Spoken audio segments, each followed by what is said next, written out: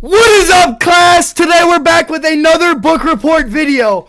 We're going to be doing the book Animal Farm. See that? Animal Farm. It's by George Orwell.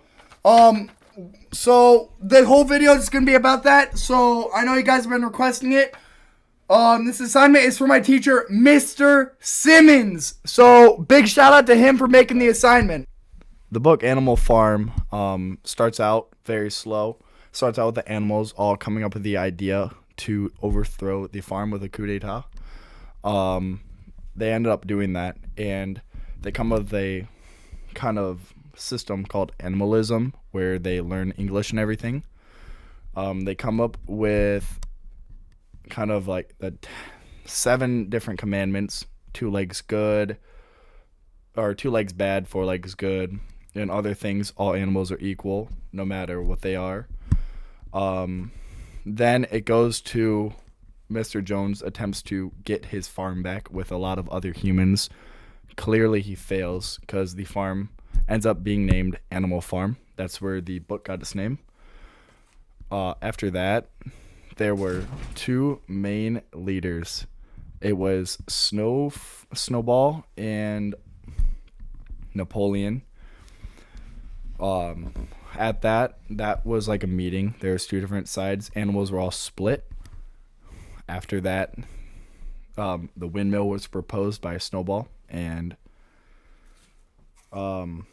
Napoleon did not like that. He was trying to focus more on getting food for everyone at the farm and everything, and ended up he had dogs that he trained from puppies, and he had the dogs chase Snowball off of the farm, and he became #1 enemy throughout the entire book because they claimed he was teaming up with the humans the entire time.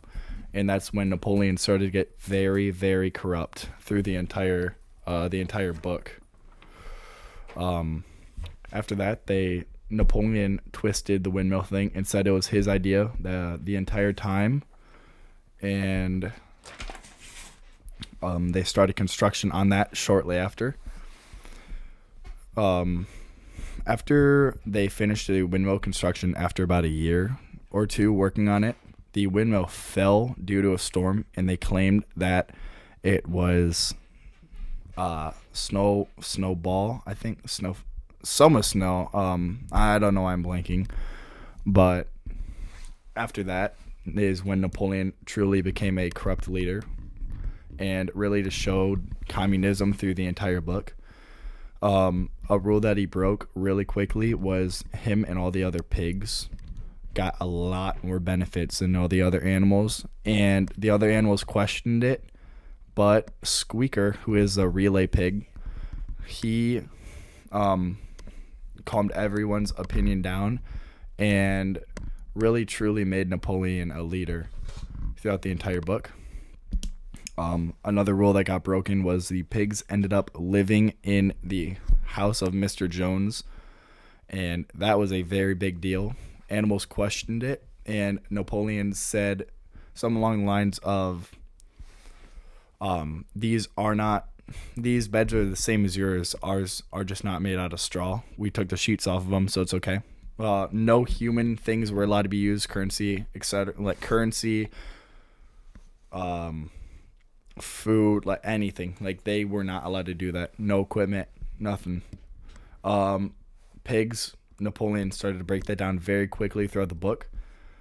By the end of the book, it said pigs were very human-like. They could not tell the difference when they were looking through the window, and the pigs ended up teaming up with the humans, and it kind of left you on a cliffhanger of saying, like I said, the pigs are human-like. So that's the entire book, start to finish, basically. Class! We are going to see if we decide if I recommend this book or not. I'm going to say, if you like fiction, this might be your book for the taking. Not this one. This is Mrs. Dalmati's. But the book is a banger overall. I mean, when I was reading it, listening to it, I could not turn it off.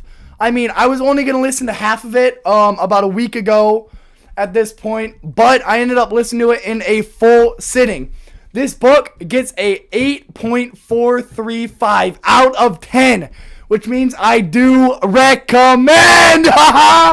Yo, this book's good. I really recommend you guys read it. It's a great pickup. This book was only $6 before I was born, by the way. That's about it. Yeah. Hey, Mr. Moo, I'm gonna need you for an interview. All right, this is a first witness to the animal farm. The bird that flew around actually came and talked to him. So we're gonna interview Mr. Moo. All right, we're gonna interview him and ask him questions about what the bird told him about the coup d'etat that happened at Animal Farm. What did the bird tell you? Interesting. It's a lot of spit. What he said basically was the bird told him that the other... Whoa! I guess. He's not allowed to really talk about it. But basically what he told me was... Oh, what'd you say?